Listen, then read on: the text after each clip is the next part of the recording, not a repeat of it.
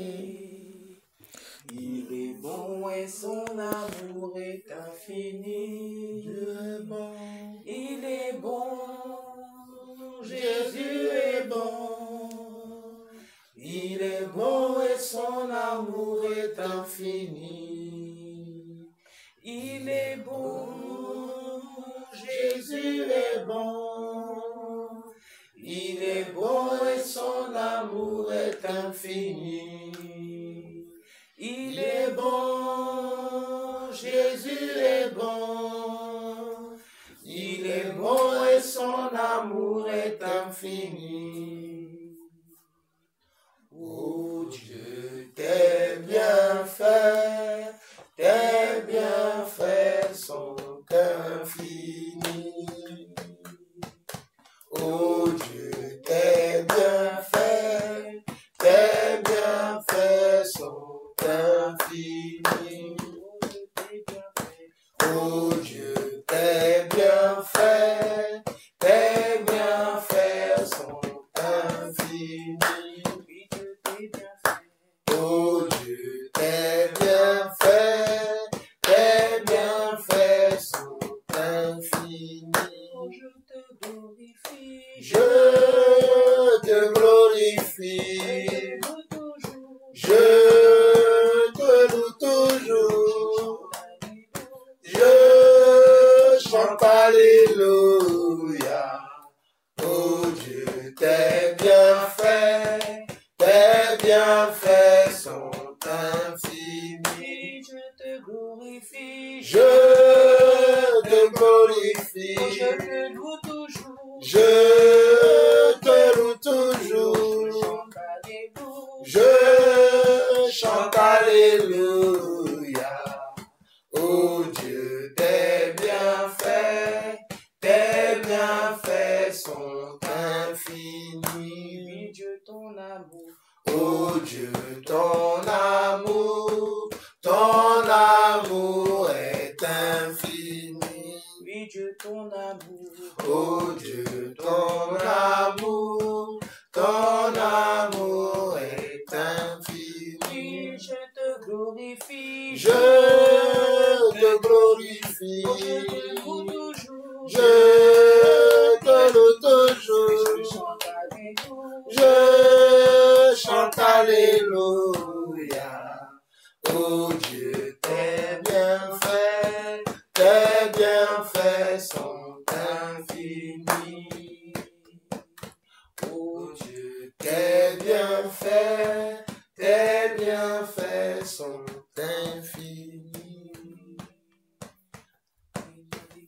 Oh les dieux, comme les bébés, allez que gondi po anoma, anima dito les dieux comme les bébés, allez que gondi po anodo, lolo sanko, idio sanko, adidio sanko, ano afima, lolo sanko, idio sanko, adidio sanko, ano afima.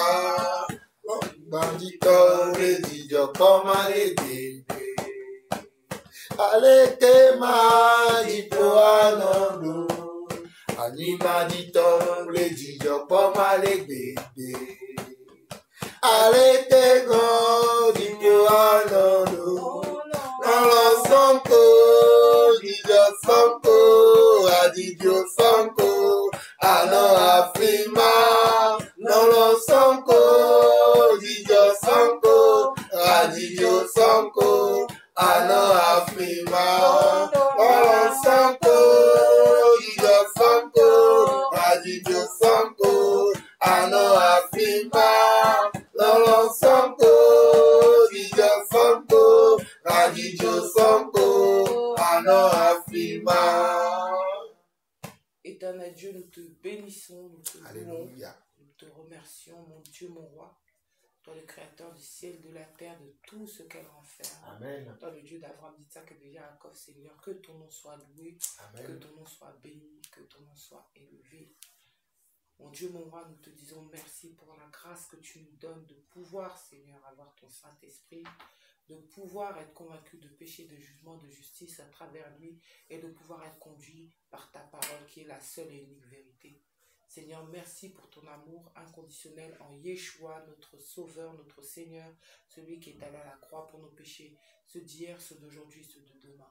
Et Seigneur, avant toute chose, nous te demandons pardon, Seigneur, si nous avons péché contre toi, parce que Seigneur, tu attends de nous, Seigneur Dieu, que nous soyons là où tu as désiré, Seigneur Dieu, et parfois nous échouons, parfois, Seigneur, c'est volontaire, parfois c'est involontaire.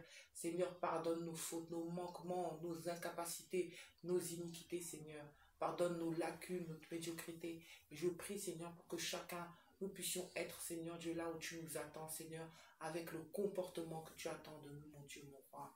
Seigneur, je bénis ton Saint-Nom pour ce moment, pour ce temps que nous passons ensemble en famille. Seigneur, c'est une grâce de pouvoir se réunir cet après-midi, Seigneur, pour entendre parler de toi, afin d'être changé, afin d'être transformé, afin que tu puisses agir dans nos vies, Seigneur, pour que nous puissions, Seigneur, travailler à notre salut. Béni soit ton Saint-Nom pour cette grâce que tu nous accordes encore aujourd'hui, et que chacun d'entre nous, nous puissions mesurer cette grâce et ne pas la fouler aux pieds.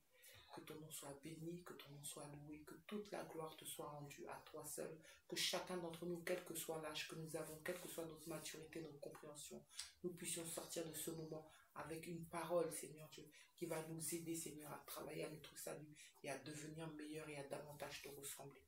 Gloire, honneur et louange à ton saint nom. C'est au nom de Yeshua que j'ai prié. Amen. Amen. Amen. Nous allons parler de la bénédiction.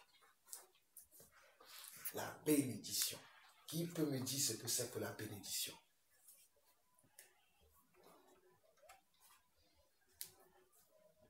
C'est quand on te donne quelque chose de précieux.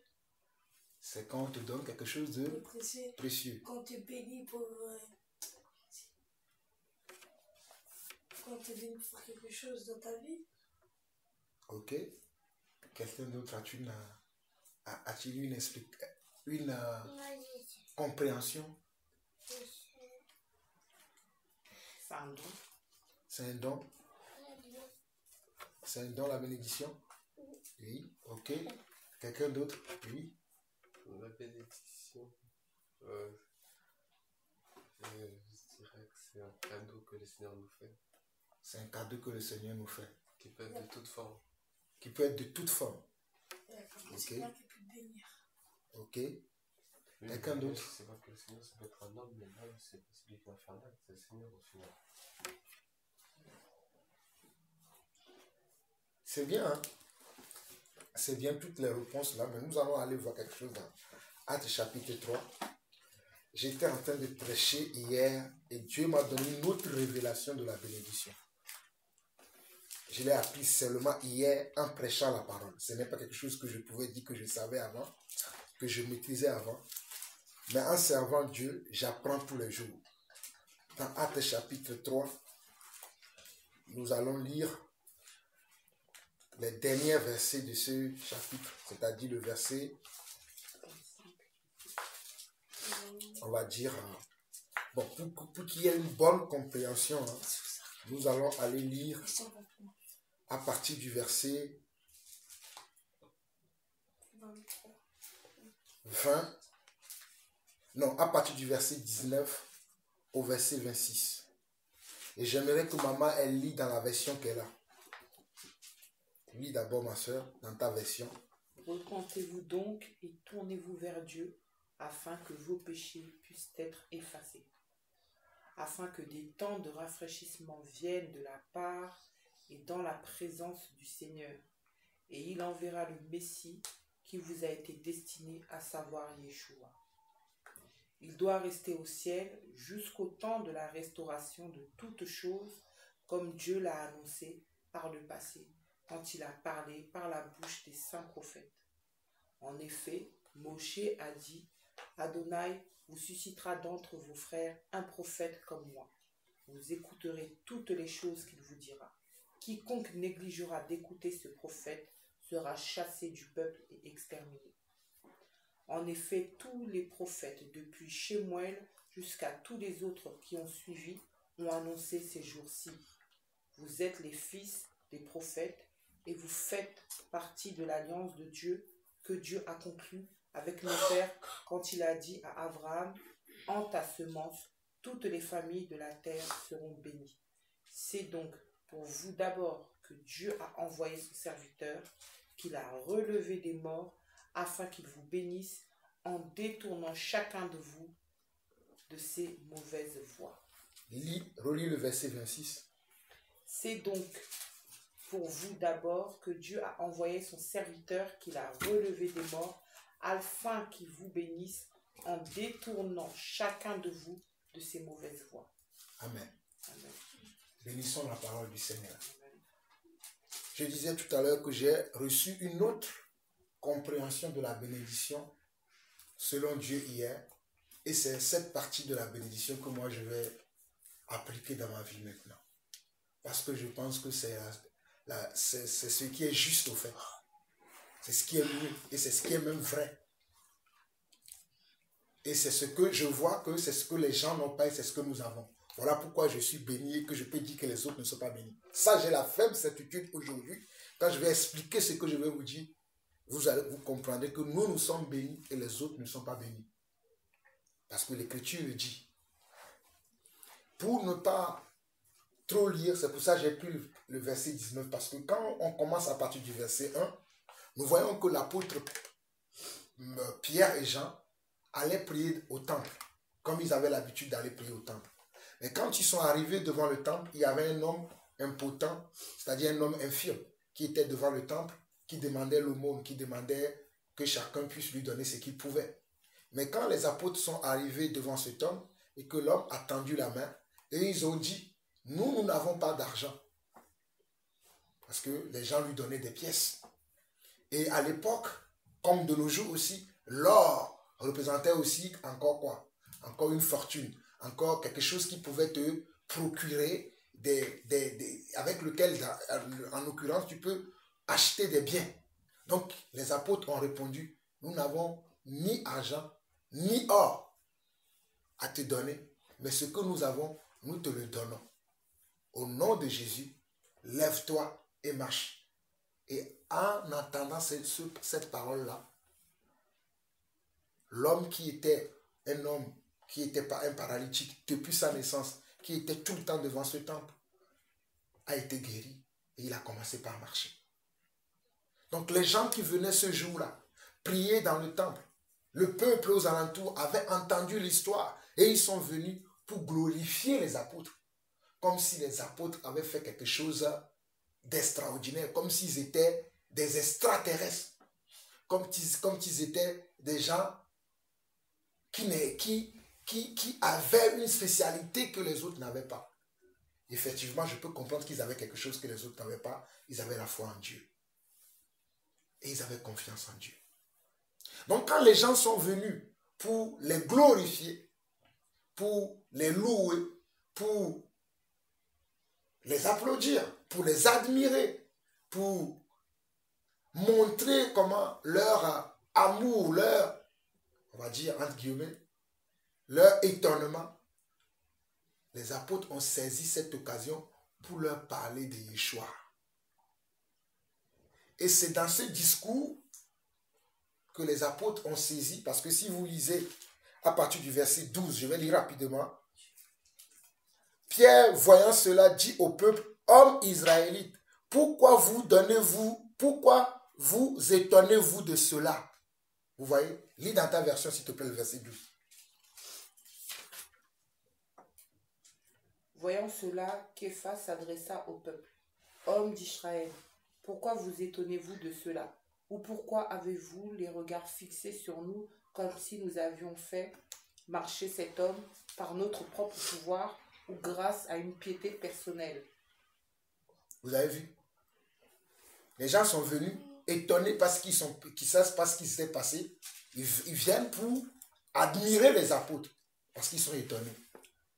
Si c'est nous aujourd'hui, comme je vois dans les assemblées, ah oui, j'ai guéri un homme, je vais commencer à lever la poitrine, à marcher comme ça. J'ai guéri un homme, moi maintenant le plus grave, je suis le meilleur.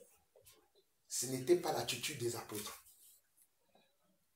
Et je comprends pourquoi Paul dira plus tard, dans 2 Corinthiens 3, 2 Corinthiens 4, il dit, prêchez la parole en toutes circonstances, bonnes ou mauvaises. C'était une circonstance que les apôtres pouvaient, excusez-moi ce terme, pouvaient laisser que le projecteur soit fixé sur eux, soit allumé sur eux. Mais ils ont profité de cette occasion pour parler de Yeshua le Messie. Et c'est dans ces discours que ce que maman vient de lire dans le verset 19, les apôtres disent aux nations, à tous ceux-là qui étaient venus dans l'étonnement, il leur dit quoi? Ils n'ont pas dit, ah, tu as aussi viens, je vais prier pour toi pour que tu sois guéri. Tu as aussi viens, je vais prier pour toi pour que tu puisses être pris dans le meilleur club du monde. Tu as viens aussi, je vais prier pour toi pour que tu aies une femme, pour que tu aies un mari, pour que tu puisses avoir un travail. Ce n'est pas le discours que les apôtres ont tenu. Mais pourtant, quand vous allez dans les églises aujourd'hui, les prédications des hommes de Dieu aujourd'hui, c'est croire en Jésus, tu vas avoir une famille, tu seras béni, tu seras ceci. C'est tout ce qu'ils disent.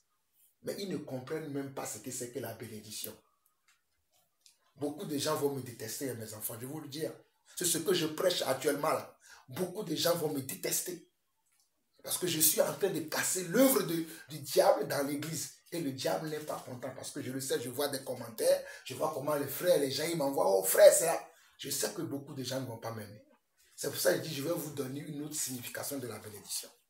Donc, dans ce discours, Pierre va dire, repentez-vous donc et convertissez-vous pour que vos péchés soient effacés, afin que des temps de rafraîchissement viennent de la part du Seigneur. Donc, c'est quand on se repent. Si on ne se repent pas, il n'y a pas de temps de rafraîchissement. C'est quoi un temps de rafraîchissement? Un temps de rafraîchissement, oui. Amen. Que Dieu te bénisse, mon fils. Un temps de rafraîchissement, c'est un temps de repos. Les gens ne sont pas dans le repos. Oh, Moi, je suis dans le repos, mes amis. Les gens ne sont pas dans le repos. Pourquoi? Parce qu'ils ne sont pas dans la repentance. La repentance apporte le repos de l'âme, la paix du cœur, la joie du cœur. Mais pour avoir le repos de l'âme, oh Samuel, que Dieu te bénisse. Ce que tu as dit, il y a des gens qui ont fait l'école biblique 7 ans, ils ne pourront pas comprendre ça. Voilà pourquoi nous devons nous repentir tous les jours de nos péchés, de nos fautes, de nos iniquités. Il a dit, repentez-vous donc et convertissez-vous pour que vos péchés soient effacés, afin que des temps de rafraîchissement viennent de la part de qui? Du Seigneur. Donc c'est le repos qui le donne. Les gens sont là, ils cotisent. J'ai un contrat. Est-ce que vous comprenez ce que je suis en train de dire? Ils mettent de l'argent sur un compte ici. Ils appellent ça livret de développement. Je ne sais même plus comment ça s'appelle toutes ces choses parce que je n'en ai pas. Et ils mettent d'autres, ils investissent, on appelle ça dans la bourse. Parce qu'ils disent que c'est ça qui va leur donner le repos. Mais ce qu'ils ont oublié, ces entreprises-là, ils font faillite. Mais quand tu mets l'argent dans le compte du Seigneur, tu ne feras jamais faillite. Le Seigneur ne connaît pas le mot faillite. Parce que c'est lui qui détient tout. Voilà pourquoi nous devons placer notre confiance dans le Seigneur. Amen. Et il continue. Il dit, afin que des temps de rafraîchissement viennent de la part du Seigneur et qu'il envoie celui qui vous a été destiné, Jésus-Christ, que le ciel doit recevoir jusqu'au temps du rétablissement de toutes choses dont Dieu a parlé anciennement par la bouche de ses saints prophètes d'autrefois. Donc si Jésus est actuellement gardé au ciel jusqu'au temps de rafraîchissement, jusqu'au temps où nous aurons le repos, si le Seigneur est gardé dans le ciel, c'est quelque chose qui avait été prévu depuis les temps anciens. Pierre était juste en train de rappeler cela au peuple. Parce que le peuple savait, il connaissait la loi du Seigneur. Il connaissait que Dieu avait parlé par la bouche des prophètes de ce qui devait se passer. Mais quand ça s'était arrivé là, ils ont rejeté Jésus. Ils ont accepté qui? Barabbas. Le voleur, le brigand. Mais le juste, ils l'ont abandonné en prison. Et ils l'ont même dit, crucifie-le. On l'a crucifié. Ça veut dire quoi? Tu vas comprendre. Verset 22, on nous dit, Moïse a dit, le Seigneur votre Dieu vous suscitera d'entre vous vos frères, un prophète comme moi. Vous l'écouterez dans tout ce qu'il vous dira. Donc, Pierre parlait, il continue à leur dire que Dieu a dit que Moïse, Dieu avait dit par la bouche de Moïse, que après que moi, Moïse, je serai parti, il y aura quelqu'un d'autre qui va venir. Il viendra parmi vos frères. Et vous l'écouterez dans tout ce qu'il vous dira. Remarquez bien, vous l'écouterez dans tout ce qu'il vous dira. C'est-à-dire, il n'y aura pas un seul iota de sa parole que vous devez laisser tomber. Mais aujourd'hui, qu'est-ce que les gens font? Oh, Dieu a dit ça, mais est-ce que vous croyez réellement que Dieu a dit ça? Oh, moi, je pense que je vais faire comme ceci. Oh, mais moi, je pense que j'ai un frère que je ne fréquente plus aujourd'hui. Quand je discute avec lui, il dit tout le temps, frère Jean-Paul, moi, je pense que... Il ne dit jamais ce que la Bible... Il dit, moi, je pense que... Quand je disais ça, j'ai dit, Seigneur, il faut faire attention à ceux qu'on fréquente. Il est tout le temps dans les raisonnements. Moi, je pense que... Alors que la Bible dit, verset 22, Moïse a dit, le Seigneur, votre Dieu, vous suscitera d'entre vos frères un prophète comme moi. Puisque Moïse était un prophète qui montrait la voie du Seigneur, qui montrait le chemin à suivre. Mais sa mission était finie, il devait partir. Donc quelqu'un d'autre doit le remplacer. Et il a dit que ce quelqu'un d'autre-là viendra du milieu de vos frères. C'est dans ce discours-là que j'ai eu la révélation. Continuons.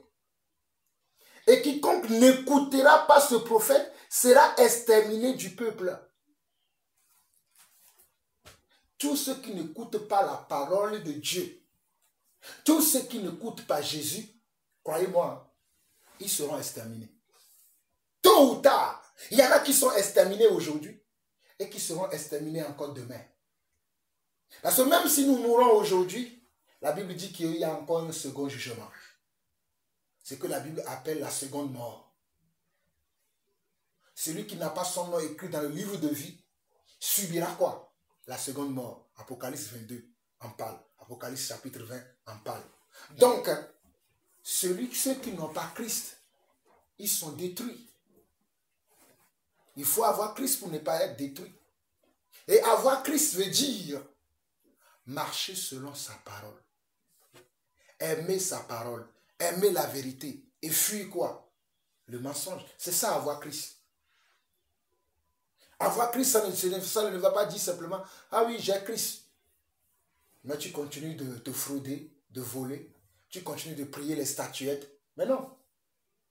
Puisque la Bible dit, tu auras un seul Dieu et tu l'aimeras de tout ton cœur, de toute ton âme et de toute ta pensée. Ou de toute ta force. Mais les gens aujourd'hui, eh bien, ils vont dire que j'ai Dieu.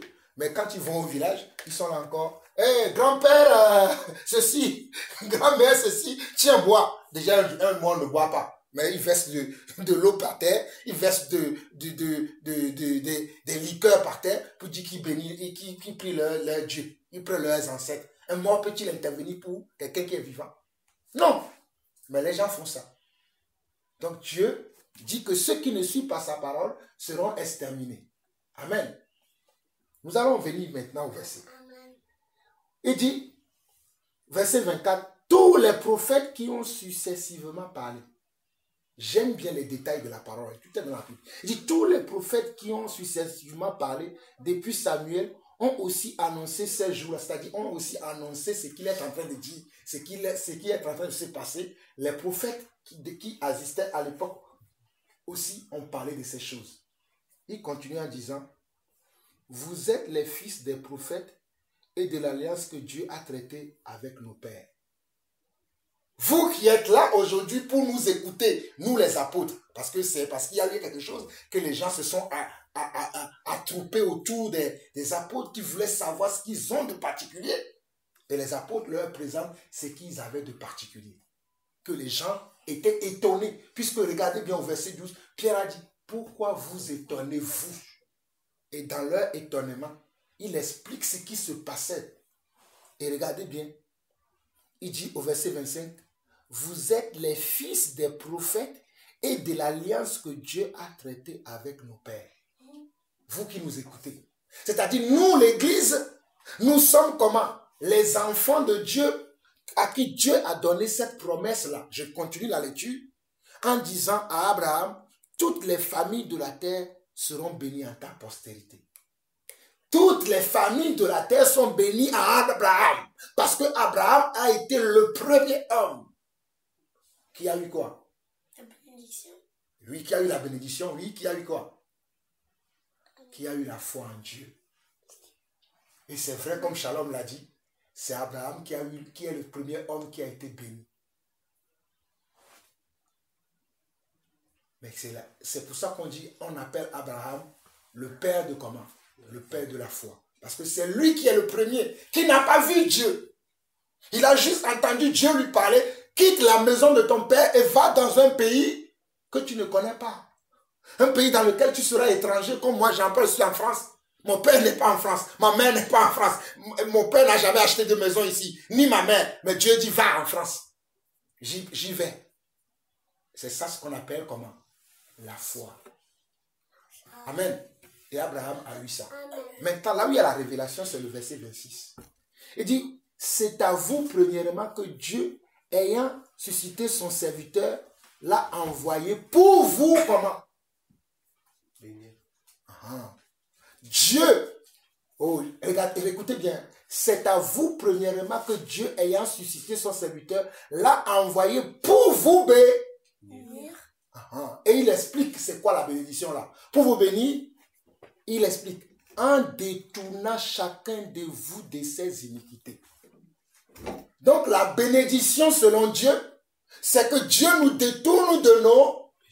Voilà, c'est ça la bénédiction. C'est que Dieu nous détourne de nos iniquités. C'est que Dieu nous détourne du mal. Dieu nous détourne de la malédiction.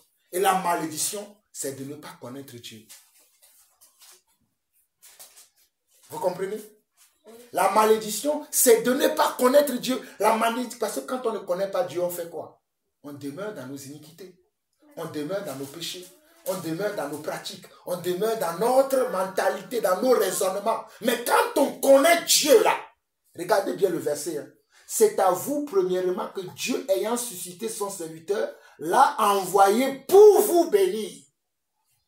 Pour vous bénir en détournant. Il explique maintenant, pour vous bénir, en détournant chacun de vous de ses iniquités. Donc la bénédiction selon Dieu, c'est de nous détourner de nos iniquités. Et tout homme de Dieu, tout enfant de Dieu qui n'est pas détourné du péché aujourd'hui, il est comment? Il est sous la malédiction. Il est sous des problèmes parce qu'il n'a pas compris que Dieu est venu pour le détourner de ce qui était la cause de son malheur, de ce qui était à l'origine de son comment? De son mal-être. Ce qui est à l'origine de notre mal-être, c'est quoi? Ce sont nos iniquités, ce sont nos péchés. Et Dieu est venu nous détourner de ça. Je ne sais pas si vous comprenez. Quelqu'un qui avait péché, c'est comme si la personne, elle est là, mais elle est sale, au fait. Elle est toute sale parce qu'il a péché. Son péché le rend sale. Et maintenant, Dieu vient, il te lave.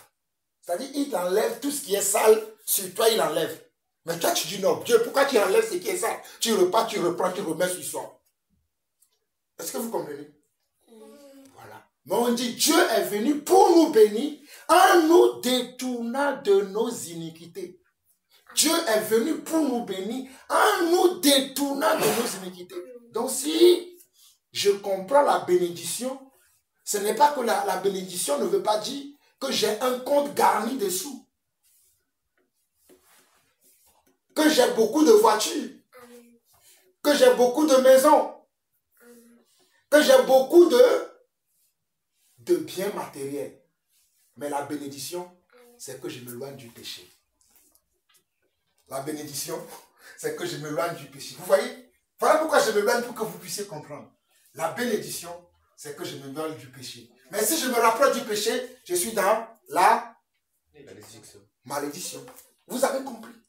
Quand je suis dans le péché, je suis dans la malédiction. Quand je sors du péché, je suis dans la bénédiction. Quand je suis dans la malédiction, je suis dans le péché. Mais quand je suis hors du péché, je suis dans la bénédiction. Et je suis dans la volonté de Dieu. La volonté de Dieu, c'est de nous bénir. C'est de nous donner la joie et la paix. En nous détournant de ce qui est péché, de ce qui est iniquité, de ce qui est mal à ses yeux.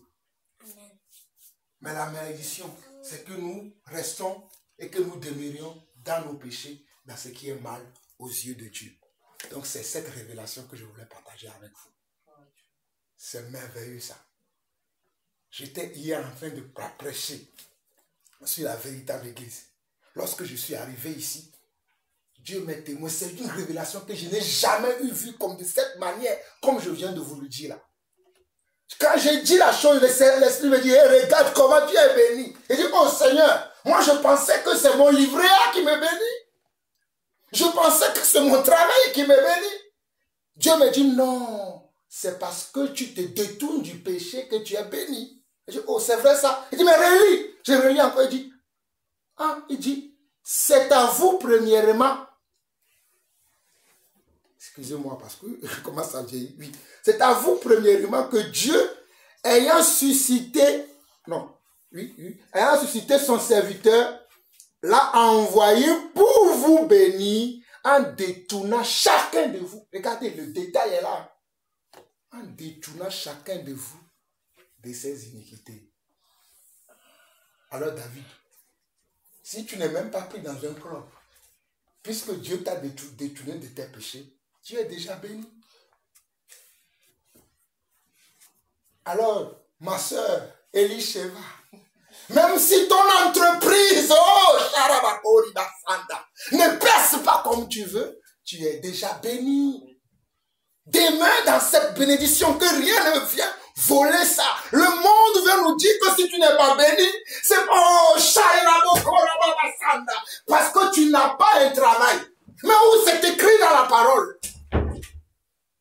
Le monde te dit que si tu n'as pas une entreprise qui te ramène des milliers d'euros par mois, tu es sous la malédiction, tu es pauvre. Mais moi, je refuse. Et j'emploie le mot anglais. I refuse.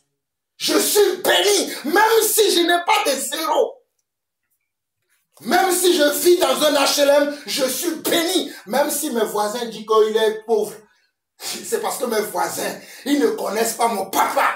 Oh, Shaira, mon papa, c'est l'homme le plus béni. Et il m'a béni. C'est tellement fort que c'est pour ça que je suis comme ça. Quand j'ai compris ça hier, j'ai passé la journée, moi-même m'a dit, oh Jean-Paul, tu sais que tu es béni. Alors que j'ai prêché le matin, mais toute la journée j'étais là, j'ai dit, oh Seigneur, combien de temps j'ai fait pour ne pas savoir cela que je suis béni? Et quand je suis là, je regarde mon compte, je suis à moins 600, moins 700, je commence à dire, oh Seigneur, regarde comment je suis pauvre alors que je suis riche. Parce que je n'ai pas compris la bénédiction selon Dieu.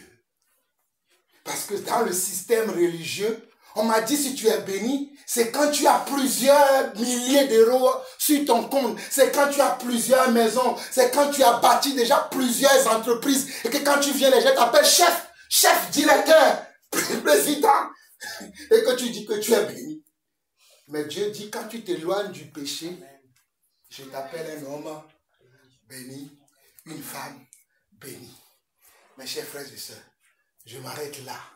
La Bible dit que celui qui a des oreilles pour entendre, entend ce que l'Esprit dit à son église. Je m'arrête là et après je vais vous donner un autre témoignage. Je m'arrête là. Ça est béni. Amen. Amen. Amen. Ils arrivent, ils arrivent, je ne sais pas si c'est un jugement là-bas, mais ils voient le jugement, alors prendre des actes, ils disent, mais je ne savais même pas ça existe.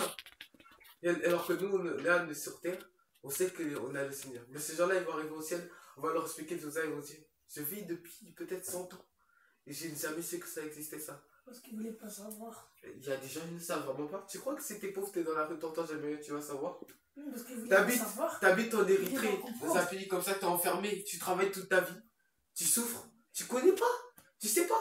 Et quand tu meurs, t'arrives au ciel? Non, je sais pas, je connais pas le Seigneur, je sais pas c'est quoi. Comment tu fais? Mais vous voulez pas comprendre parce que... Mais je suis en train de te dire qu'on dit pas comment chercher à comprendre. Mais pourquoi tu veux chercher quelque chose que tu sais pas? Pour découvrir. Mais Samuel, il jamais pas fait. Parce qu'il voulait pas comprendre. Si vous voulez vraiment comprendre, j'aurais cherché. Parce qu'il voulait pas. Mais justement, Samuel, j'ai un exemple par exemple pour te faire comprendre. Le honte, je connaissais pas du tout ça. J'ai pas cherché à savoir c'est quoi le honte. Je savais pas c'est quoi. Mais c'est parce que toi, je t'ai fait aller là-bas que j'ai découvert c'est quoi le honte. Oh, si, j'ai découvert. Si la personne n'a pas quelqu'un qui lui fait découvrir ça, comment il fait? Oh, si, j'ai découvert. Parce qu'il voulait pas. Mais voilà, est-ce que moi je voulais découvrir le honte? David et Samuel, David, tu n'as pas raison, ton frère a raison. Et je vais te prouver par les Écritures que c'est ton frère qui a raison. La Bible dit dans Romains chapitre 10, tu es là, il dit c'est parce qu'ils n'ont pas cherché. Tout à l'heure, je parlais avec votre cousine qui est aux États-Unis.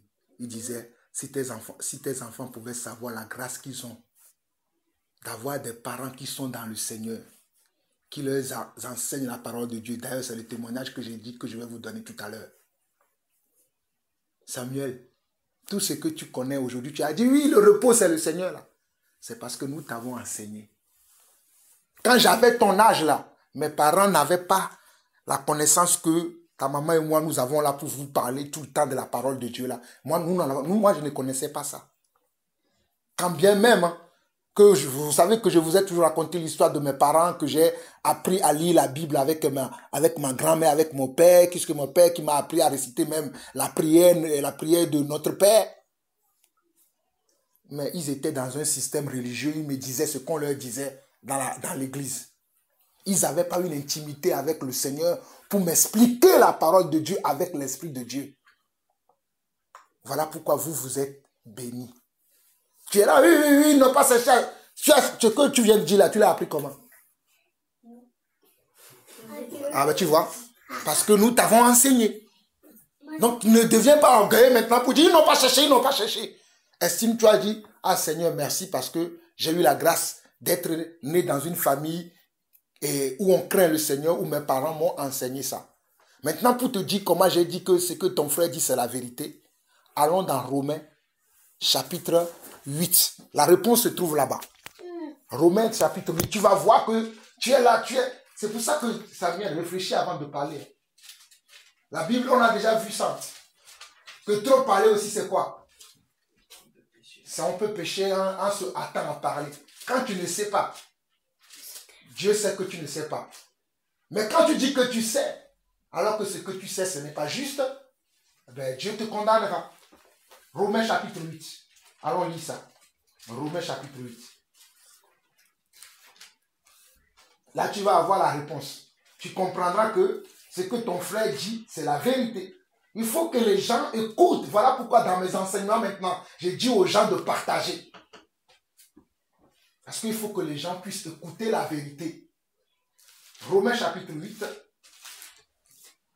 Ce n'est même pas, je crois que ce n'est pas 8, mais plutôt 10. C'est Romains chapitre 10, ce n'est pas 8. Romains chapitre 10, nous allons lire du verset 14 au verset 15. Et je dis à maman de lire dans sa version d'abord. Romains chapitre 10, verset 13 au verset 15. Mais peuvent-ils faire appel à quelqu'un en qui ils n'ont pas mis leur confiance? Et comment peuvent-ils mettre leur confiance en quelqu'un dont ils n'ont pas entendu parler? Et comment entendront-ils parler de lui si personne ne l'annonce? Et comment l'annonceront-ils si ce n'est Dieu qui les envoie? Selon qu'il est écrit dans le Tanakh, qu'ils sont beaux les pieds de ceux qui annoncent de bonnes nouvelles à propos de bonnes choses. Vous avez compris? Je relis dans ma version, verset 13 au verset 15. On dit, car quiconque invoquera le nom du Seigneur. Tout à l'heure, maman, quand elle a lu, elle a oublié le verset 13. On a dit, car quiconque invoquera le nom du Seigneur sera comment? Samuel, toi-même lis dans ta version. Romains chapitre 10, verset 13 au verset 15. Lis dans ta version là. Et tu lis posément pour qu'on puisse t'entendre. Oui. Car quiconque invoquera le nom du Seigneur sera sauvé. Comment donc invoqueront-ils celui en qui ils n'ont pas cru? Et comment croiront-ils en celui dont ils n'ont pas entendu parler?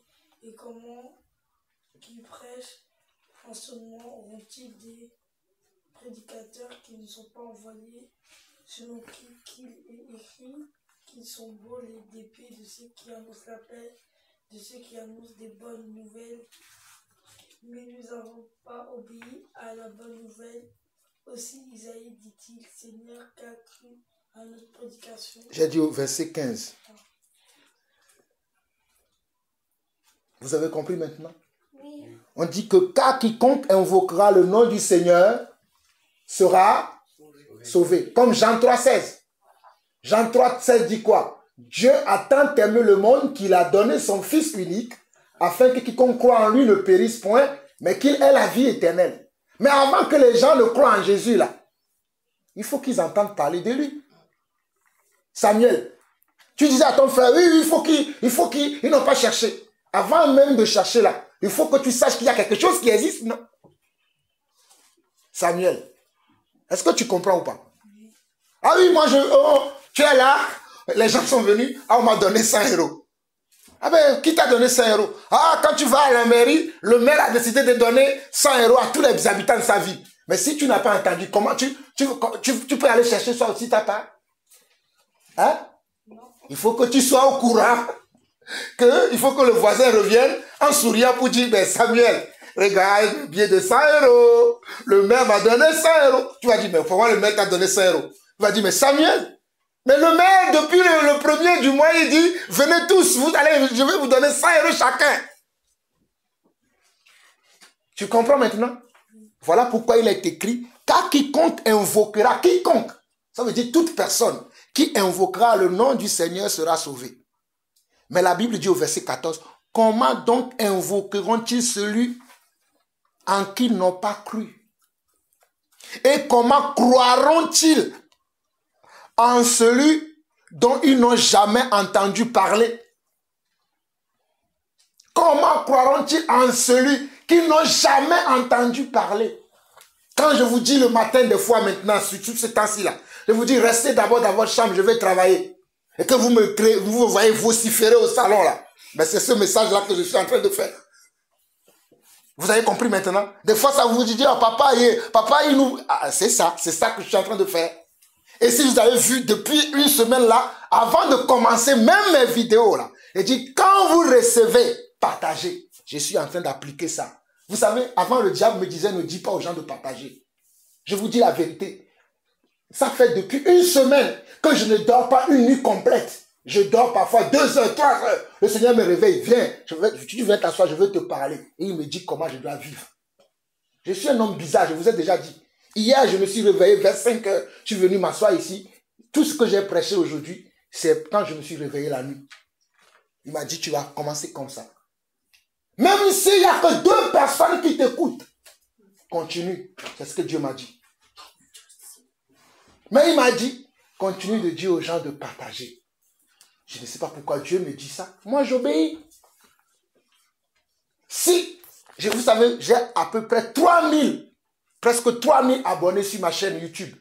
Si les 3000 personnes qui sont là partageaient chaque enseignement que je recevais, qui recevait, croyez-moi, la parole sera déjà à comment tu as dit là, tu as appelé Érythrée là, ça serait déjà venu. C'est parce que les gens sont tellement orgueilleux, ils ne pensent qu'à eux-mêmes, qu'ils n'en voient pas. Et je précise bien dans l'enseignement que quand vous envoyez, tout le monde ne va pas accepter. Il y a certaines personnes qui vont vous dire, ne m'envoyez plus ces genres de choses-là, nous ne sommes pas intéressés. Je dis bien, vous ne leur envoyez pas à ces gens-là. Mais ceux à qui vous envoyez, qui ne disent rien. Comme aujourd'hui, il y a quelqu'un qui m'a dit, je ne vais pas encore envoyer l'enseignement. Il m'a envoyé un message, mon frère, j'attends là. Il m'a dit, mon frère, j'attends. Il était pressé d'écouter la suite. J'ai dit, mon frère, patiente-toi, je suis en train de travailler dessus. tu vas le recevoir. Et dès que j'ai fini, j'ai envoyé, il m'a dit 1000 merci. Mais il y avait un temps, personne ne m'appelait, ne me cherchait pour dire, où est la portion d'aujourd'hui? Vous avez vu? Il y a un temps pour tout. Même la personne qui me dit ça aujourd'hui, là, demain il me dit, je ne veux pas. Parce que pour l'instant, il entend ce qui lui plaît. Il est d'accord, envoie. Mais demain, si je lui dis quelque chose qui ne lui plaît pas, il va me bloquer. Je le sais. Mais moi, je continue l'œuvre. Est-ce que vous comprenez ce que je suis en train de dire, man? Pour moi, c'est logique. Hein? Je le sais, pour l'instant, il est content. Jusqu'au jour, il va attendre que j'ai dit, il faut fuir telle chose, il faut fuir telle chose dont il n'est pas encore prêt pour fuir. Il va dire, oh, il est trop difficile, Jean-Paul. Voilà, c'est ce qui me sort. Il est trop radical. C'est comme quand il est venu, il donnait de l'argent aux pauvres, je crois. Il est arrivé au pharmacien, il a dit de tout vendre, il n'a pas voulu. Voilà. C'est pour ça que j'aime beaucoup maman Julienne. Cette dame, elle va avoir 75 ans. Elle m'a dit, je me rappelle dans les années 2010, quand j'écoutais tes enseignements, je disais, pourquoi celui-là, quand il parle comme s'il était sûr, comme si Dieu l'a appelé, faut qu'il vienne. Je vais t'en parler, Dieu lui a parlé, après il vient nous parler. Parce que quand je le vois parler, il parle comme s'il est sûr. Et je t'insultais. C'est elle-même qui m'a dit, je t'insultais à te regarder, que tais-toi là-bas, tu penses que tu es qui? Mais aujourd'hui, je regrette tout ça parce que j'étais aveuglé. Je ne savais pas que le comportement là que j'avais, c'était l'ennemi qui voulait juste me montrer pour dire que regarde, il se prend pour qui? Il est trop au-dessus de ce qu'il dit. Mais ce que tu dis, c'est la vérité. Quand tu dis la vérité, tu ne peux qu'être sûr. Ce n'est plus moi qui dis ça, hein, mais c'est elle-même qui dit ça. Parce que le temps est venu pour elle, pour qu'elle comprenne la vérité. Mais je suis en train, quand je parle tous les jours, voilà pourquoi je dis aux gens, même si vous allez écouter mes enseignements de il y a 12 ans, 14 ans, je dis toujours les mêmes choses, ça n'a pas changé. Peut-être la forme a changé, peut-être les contenus sont changés, mais la vérité là, c'est toujours la même chose que je dis. Je suis en train d'appliquer cette parole qui dit, comment donc invoqueront-ils celui en qui ils n'ont pas cru et comment croiront-ils en celui dont ils n'ont pas entendu parler? Et comment en entendront-ils parler s'il n'y a personne qui parle, qui prêche? Et comment y aura-t-il des prédicateurs s'ils ne sont pas envoyés, selon qu'il est écrit qu'il est beau les pieds de ceux qui annoncent la paix, de ceux qui annoncent de bonnes nouvelles? Vous savez ceux qui annoncent les bonnes nouvelles? Puisque vous êtes jeunes aujourd'hui, vous aimez le Snap, comment on appelle ça, le Snapchat, le Twitter, TikTok, voilà, Instagram, tout ça. Ce n'est pas là qu'il y a la bonne nouvelle. La bonne nouvelle, c'est dans la parole. Vous voyez, votre soeur n'a que 7 ans. 7 ans, elle connaît TikTok, elle connaît Instagram, elle connaît Snapchat, elle connaît tout ça. Voilà pourquoi aujourd'hui, je dis à mes frères, envoyez les enseignements aussi sur TikTok, sur Snapchat, sur toutes ces choses pour que les gens qui sont là-bas aussi puissent écouter la bonne nouvelle. Parce qu'ils sont en train d'écouter les mauvaises nouvelles, pensant que c'est ça qui sauve. Et croyez-moi, si tout chrétien prenait ça au sérieux, et que quand je dis ça, ils le font, beaucoup de personnes n'auront pas des... Et croyez-moi, c'est ce que Dieu va faire. Les gens n'auront pas d'excuses devant le Seigneur, nous n'avons pas entendu. Parce que Dieu permet aujourd'hui qu'au travers de... Je suis en France. Dernièrement, j'étais étonné que quelqu'un puisse m'écrire depuis la Réunion. Je n'ai jamais vu écrire à la Réunion. Si vous me demandez quelle est la capitale de la Réunion aujourd'hui, peut-être je vais taper sur Google pour vous dire la capitale. Peut-être je vais taper sur Google pour vous donner la superficie. Je ne connais pas. Mais il y a quelqu'un qui m'a écrit là-bas pour m'encourager, pour dire, frère, nous te suivons depuis la Réunion. Continue, ça nous fait du bien. Prie pour nous. J'ai dit, depuis la Réunion. Est-ce que j'ai été à la Réunion? Non. Mais parce que j'ai mis sur YouTube.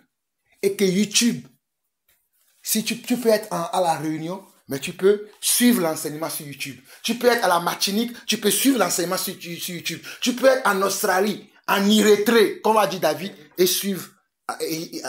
Comment? Sur YouTube. Érythrée et suivre l'enseignement sur YouTube. Même David, tu dois partager mes enseignements. Ben oui. La charité bien ordonnée commence par soi-même. Moi, quand je me lève là, la première des choses que je fais, quand je finis mes enseignements, je les partage. Maintenant, j'ai même décidé que sur mon statut, si vous regardez sur mon statut WhatsApp, ça fait déjà maintenant 1 mois que tous les jours, j'ai un nouveau message que je mets là-bas. Tu ne vas pas venir voir comment je mange bien, comment dans ma maison, on a de belles sièges là. Non, ça c'était avant. Là, c'est la parole que tu vas voir. C'est pas moi qui va mettre, tu vas commencer à dire, ah oui, comme un jour j'avais mis mon photo où j'étais en short, j'étais parti à vacances. Bon, je voulais faire comme tout le monde. Ça a ramené des discussions. Maintenant, je ne mets plus, je mets la parole. Et même ça ramène des discussions. Hein. Il y a des gens qui commandent, ils disent, oh frère, il y a certains qui sont contents. Il y a d'autres qui disent, tu es dur. C'est normal. On a dit au Seigneur qu'il était dur. Cette parole est dure, qui peut l'entendre? Donc, je voulais juste expliquer à Samuel qui se tapait la poitrine. Oh, ils n'ont pas cherché. Mon frère, Samuel, un peu de calme, pas d'orgueil. Humilie-toi. Si Dieu permet que tu saches ces choses, dis merci au Seigneur que tu es né dans une famille où on aime la parole, où on vous enseigne la parole. Toutes les familles de la terre n'ont pas cette connaissance que tu as. Il y a même certains enfants de prédicateurs qui n'ont pas la connaissance que tu as. Leurs parents sont tout le temps le dimanche à l'église. Dès qu'ils finissent l'église, ils viennent à la maison, c'est fini. Ah oui, c'est fini. Et pour eux, c'est à quand l'église qu'on doit parler de Dieu. À la maison, là, non, tu as fait tes devoirs, tu as été à l'école, tu as eu combien? Ah, bravo, mon fils, tu deviendrais un médecin. C'est fini, il va s'arrêter là. Est-ce que vous m'avez déjà vu m'intéresser à vos études? Non. Je m'intéresse, hein, mais ce n'est pas ça le plus important. Moi, je m'intéresse beaucoup plus que vous connaissez la bénédiction. Et je sais que des fois, vous dites, oh papa, on connaît déjà. Mais je reviens encore dessus. Parce que je veux que vous soyez courant de la bénédiction. Combien de fois je ne vous ai pas dit ça ici?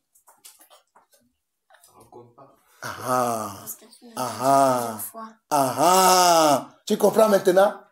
Donc, mon frère Samuel, ce n'est pas la guerre, mais c'est la vérité. Est-ce que tu as compris?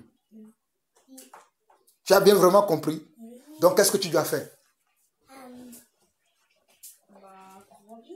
Hein? Quoi?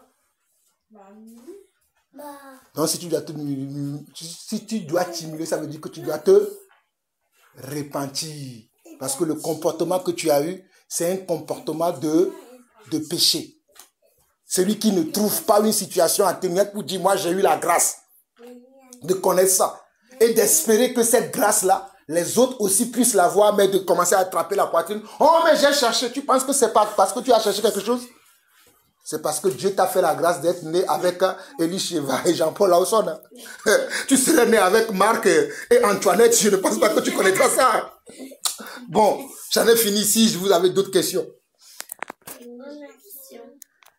Si vous n'avez pas d'autres questions,